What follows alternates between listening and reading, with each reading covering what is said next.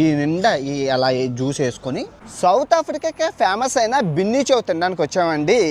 ఈ బిన్ని చెవును తయారు చేసింది మన పూర్వీకులు, మన భారతీయులు. అప్పుడులో బ్రిటిష్ కాలం నాటితో ఇక్కడికి వచ్చినప్పుడు దాన్ని తయారు చేస్తారు. అది ఇంకెక్కడ దొరకదు అనమాట, ఓన్లీ సౌత్ ఆఫ్రికాలోనే దొరుకుతుంది. చాలా డెలిషియస్ ఫుడ్ అనమాట. వచ్చిన పౌల తిన్న నా హాస్టల్లో పరిచయం అయింది. Thank you so much for coming. తిందాం, చూపిద్దాం రండి. సో వచ్చేసిందండి నోరూరు నుంచి బిన్ని చౌ, సౌత్ ఆఫ్రికా ఫేమస్ డిష్ అనమాట.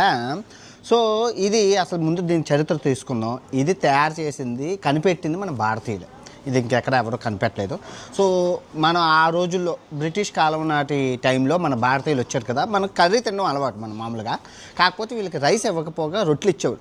ఆ రొట్టి ప్లేస్ లేక వీళ్ళు ఏం చేశారంటే ఈ రొట్టెల్ని మధ్యన కట్ చేసేసి దీని నిండా వేసేసాడనమాట. సో మనకి దీని నిండా ఉంటుంది. ఈ నిండా అలా జ్యూస్ వేసుకొని మటన్ అనమాట.